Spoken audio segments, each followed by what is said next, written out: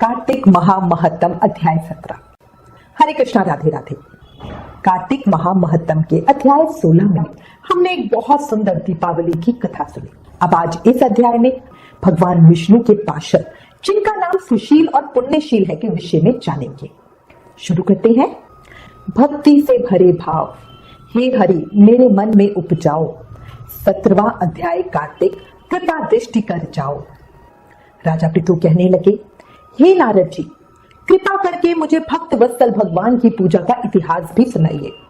तब नारद जी बोले, हे राजन, एक पुरातन इतिहास कहता हूं, सुनो। पहले चौल नाम का एक चक्रवर्ती राजा कांतिपुर में राज्य करता था। उन्हीं के नाम पर उनके अधीन रहने वाले सभी देश चौल नाम से विख्यात हुए। राजा चौल जब इस भूमंडल का शासन करते थे, उस समय उनके राज्य में कोई भी दरिद्र, दुखी, पाप में मन लगाने वाला अथवा रोगी नहीं था। यह सब राजा के यज्ञ करने का प्रभाव था।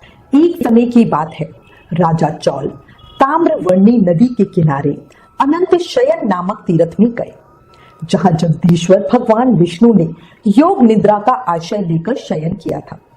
वहां भगवान विष्णु के दिव्य विग्रह की राजा ने विधि पूर्वक पूजा की। दिव्य मणि, मोतियों तथा स्वर्ण के बने हुए सुंदर पुष्पों से पूजन करके साष्टांग प्रणाम किया। प्रणाम करके जो ही बैठे, उसी समय उनकी दृष्टि भगवान के पास आते हुए एक ब्राह्मण पर पड़ी, जो उन्हीं की कांची नगरी के निवासी थे। उनका नाम विष्णुदास था। उन्होंने भगवान की पूजा के लिए अपने हाथ में तुलसी दल और जल ले रखा था। निकट आने पर उन ब्राह्मण ने विष्णु सूक्त का पाठ करते हुए देवादिदेव भगवान को स्नान कराया और तुलसी की मंजरी तथा पत्तों से उनकी विधिवत पूजा की। राजा चौल ने जो पहले रत्नों से भगवान की पूजा की थी, वह सब तुलसी पूजा से ठग गए। यह देखकर राजा क्रोधित हो गए और बोले, अरे ढोंगी मूर्ख, मैंने मणियों, मोती और स्वर्ण फूलों से भगवान की जो पूजा की थी, वह कितनी शोभा पा रही थी। तुमने तुलसी तिल चढ़ाकर उसको ठग दिया। बताओ ऐसा क्यों किया? मुझे तो ऐसा जान पड़ता है कि तुम दरिद्र और गंवार हो, भगवान विष्णु की भक्ति को बिल्कुल नहीं जानती, क्योंकि तूने मेरे किए गए विचित्र श्रृंगार को बिगाड़ दिया। राजा की यह बात सुनकर द्विजश्रेष्ठ विष्णुदास ने कहा, राजन, आपको भक्ति का कुछ भी पता नहीं है। केवल राज लक्ष्मी के कारण आप घमंड कर रहे हैं। बतलाइए तो, आज से पहले आपने कितने वैष्णव व्रतों का पालन किया है? तब नृपश्रेष्ठ चोल ने हंसते हुए कहा, तुम तो दरिद्र और निर्धन हो। तुम्हारे भगवान विष्णु में भक्ति ही कितनी है। तुमने भगवान विष्णु को संतुष्ट करने वाला कोई भी यज्ञ और दान आदि नहीं किया, और ना पहले कभी कोई देव मंदिर ही बनवाया है। इतने पर भी तुम्हें अपनी भक्ति का इतना गर्व है। यहाँ जितने भी ब्राह्मण बैठे हैं, मेरी बात को ध्यानपूर्वक सुने और देखें कि भगवान विष्णु के दर्शन मुझे होते हैं या तुझे। इसके बाद दोनों की भक्ति के संबंध में आप लोग जान लेंगे। ऐसा कहकर राजा अपने राजभवन को चले गए। वहां उन्होंने महर्षि मृदगल को आचार्य बनाकर वैष्णव यज्ञ प्रारंभ किया। उसने उस यज्ञ में अनेक ऋषि महर्षियों को बुलाया, उनको बहुत सा अनाज और धन आदि दक्षिणा दी। उधर सदैव भगवान विष्णु को प्रसन्न करने वाले शास्त्रोक्त नियमों में तत्पर विष्णुदास भी व्रत का पालन करते हुए वहीं भगवान विष्णु के मंदिर में टिक गए। उन्होंने माघ और कार्तिक के उत्तम व्रत का अनुष्ठान, तुलसी वन की रक्षा, एकादशी को द्वाअक्षर मंत्र का जाप, नृत्य, गीत आदि मंगलमय आयोजनों के साथ प्रतिदिन षोडशोपचार विधि से भगवान विष्णु की पूजा आदि नियमों का आचरण किया। वे प्रतिदिन चलते फिरते और सोते हर समय भगवान विष्णु का स्मरण किया करते थे। उनकी दृष्टि सर्वत्र सम हो गई थी। वे सब प्राणियों के भीतर एकमात्र भगवान विष्णु को ही स्थिर देखते थे। इस प्रकार राजा चौल और विष्णुदास दोनों ही भगवान लक्ष्मीपति की आराधना में संलग्न थे। दोनों ही अपने अपने व्रत में स्थिर रहते थे और दोनों की ही संपूर्ण इंद्रिया तथा समस्त कर्म भगवान विष्णु को समर्पित हो चुके थे। इस अवस्था में उन दोनों ने दीर्घ काल व्यतीत किया। एक दिन की बात है, विष्णुदास ने नित्य कर्म करने के पश्चात भोजन तैयार किया, किंतु कोई छिपकर उसे चुरा कर ले गया। विष्णुदास ने देखा भोजन नहीं है, परंतु उन्होंने दोबारा भोजन नहीं बनाया, क्योंकि ऐसा करने पर सायंकाल की पूजा के लिए उन्हें समय नहीं मिलता।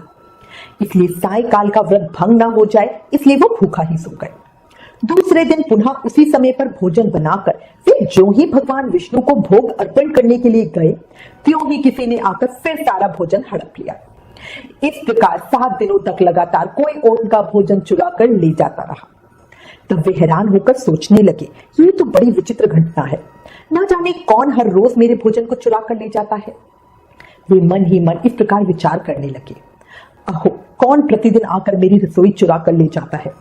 यदि दोबारा रसोई बनाकर भोजन करता हूं तो सायंकाल की पूजा छूट जाती है। यदि रसोई बनाकर तुरंत ही भोजन करूं तो ये उचित ना होगा और मुझसे यह हो भी ना सकेगा, क्योंकि भगवान विष्णु को सब कुछ अर्पण किए बिना कोई भी वैष्णव भोजन नहीं करता। आज उपवास करके मुझे 7 दिन हो गए हैं, इस प्रकार मैं व्रत कब तक स्थिर रह सकूंगा। अच्छा, आज मैं रसोई की भली भांति रक्षा करूंगा। ऐसा निश्चय करके भोजन बनाने के पश्चात वे वहीं कहीं छिपकर खड़े हो गए। इतने में ही उन्होंने एक चंडाल दिखाई दिया जो रसोई का अन्न हर कर जाने के लिए तैयार खड़ा था। भूख के मारे उसका सारा शरीर दुर्बल हो गया था, मुख पर दीनता छा रही थी, शरीर में हाड़ और चमड़ी के सिवा कुछ शेष नहीं बचा था। उसे देखकर शेष ब्राह्मण विष्णुदास का हृदय करुणा से भर आया। उन्होंने भोजन चुराने वाले चंडाल की ओर देखकर कहा, भैया जरा ठहरो ठहरो, क्यों रूखा सूखा भोजन कर रहे हो, ये घी तो ले लो। इस प्रकार कहते हुए विप्रवर विष्णुदास उसकी ओर बढ़े। विष्णुदास को अपनी ओर आते देख वे चंडाल भय के मारे बड़े वेग से भागा और कुछ ही दूरी पर मूर्छित होकर गिर पड़ा। चंडाल को भयभीत और मूर्छित देखकर द्विजश्रेष्ठ विष्णुदास बड़े वेग से उसके समीप आए और दयावश अपने वस्त्र के छोर से उसको हवा करने लगी। तदंतर जब वह उठकर खड़ा हुआ तब विष्णुदास ने देखा वहां चांडाल नहीं बल्कि साक्षात नारायण ही शंख चक्र और गदा धारण किए हुए उसके सामने उपस्थित है। भगवान का दर्शन करके सात्विक भाव से युक्त वह ब्राह्मण उनकी स्तुति तथा प्रणाम कुछ भी न कर सका। तभी वहीं पर सब इंद्र आदि देवता भी उपस्थित हो गए और गंधर्व और अप्सराएं आकर गीत गान करने लगी तथा नृत्य करने लगे। भगवान विष्णु ने अपना स्वरूप ब्राह्मण को दिखाकर उनका आलिंगन किया और दिव्य विमान पर बिठाकर उसे बैकुंठ ले गए। उस समय यज्ञ में दीक्षित हुए राजा चौल ने देखा विष्णुदास एक श्रेष्ठ विमान पर बैठकर भगवान विष्णु के समीप जा रहा है। विष्णुदास को बैकुंठ धाम में जाते देख राजा ने शीघ्र ही अपने गुरु महर्षि मृदगल को बुलाया और इस प्रकार कहना आरंभ किया, जिसके साथ स्पर्धा करके मैंने इस यज्ञ दान आदि कर्म का अनुष्ठान किया, वह ब्राह्मण आज भगवान विष्णु का रूप धारण करके मुझसे पहले ही बैकुंठ धाम को जा रहा है। मैंने इस वैष्णव धाम में भली भांति दीक्षित होकर अग्नि में हवन किया और दान आदि के द्वारा ब्राह्मणों का मनोरथ पूर्ण किया, तथापि अभी तक भगवान विष्णु मुझ पर प्रसन्न नहीं हुए और इस विष्णुदास को केवल भक्ति के ही कारण श्री हरि ने प्रत्यक्ष दर्शन दिया है। अतः जान पड़ता है कि भगवान विष्णु केवल दान और यज्ञ से प्रसन्न नहीं होते, उन प्रभु का दर्शन कराने में भक्ति ही प्रधान कारण है। इसके बाद राजा ने अपने भांजे को राज सिंहासन पर विराजित कर उसे राजा बना दिया। वे बचपन से ही यज्ञ की दीक्षा लेकर उसी में संलग्न रहते थे, इसलिए उन्हें कोई पुत्र नहीं हुआ था। यही कारण है कि उस देश में अब तक भांजे ही राज्य के उत्तराधिकारी होते हैं। भांजे को राज्य देकर राजा यज्ञशाला में गए और यज्ञ कुंड के सामने खड़े होकर भगवान विष्णु को संबोधित करते हुए 3 बार उच्च स्वर से बोले, भगवान विष्णु, आप मुझे मन, वाणी, शरीर और क्रिया द्वारा होने वाली अविचल भक्ति प्रदान कीजिए। इस प्रकार कहकर वे सबके देखते देखते अग्निकुंड में कूद पड़े। बस उसी क्षण भक्त वत्सल भगवान विष्णु अग्निकुंड में प्रकट हो गए। उन्होंने राजा को छाती से लगाकर एक शेष विमान पे बिठाया और उन्हें अपने साथ बैकुंठ धाम को ले गए। नारद जी बोले, हे राजन, जो विष्णुदास थे वे तो पुण्यशील नाम से प्रसिद्ध भगवान के पार्षद हुए और जो राजा चौल थे उनका नाम सुशील हुआ। इन दोनों को अपने ही समान रूप देखकर भगवान लक्ष्मीपति ने अपना द्वारपाल बना लिया। कार्तिक महामहत्तम अध्याय 16 समाप्त। कितना सुंदर इतिहास था ये।